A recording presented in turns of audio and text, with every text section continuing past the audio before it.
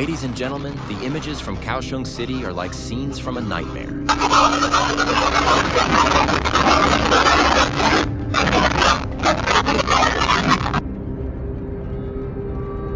Container trucks weighing many tons fell on the road.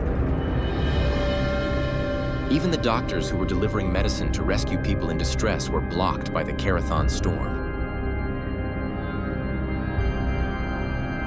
The company has closed a series of doors to protect against the Krathon storm.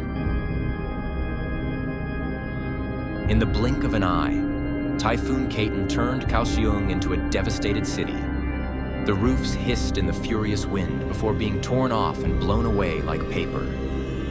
The flood swept away everything from cars to trees.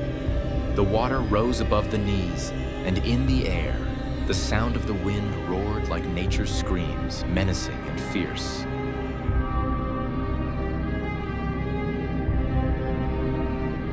A touching scene of a husband trying to comfort his wife to escape the wind that storm Krathon is causing.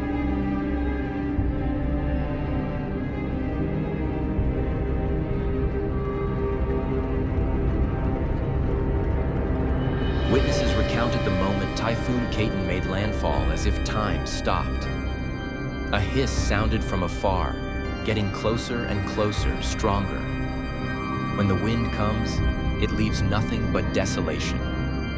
They witnessed buildings shaking and the last tree shaking and uprooted. I have never seen such a strong wind.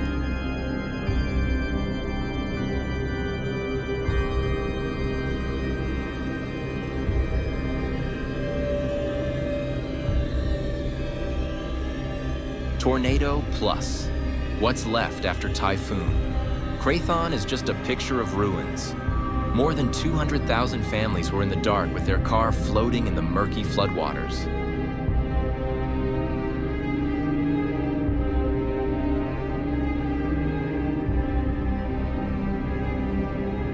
At Kaohsiung port, cars weighing up to a ton were knocked down by storm winds, and dozens of houses were unable to withstand the terrifying power of Super Typhoon Krathon. The wind whipped each house into pieces, as if they were just toys that were thrown away mercilessly. The ocean waves were like giant walls of water, crashing into the city, submerging everything under dark, cold, and dangerous water.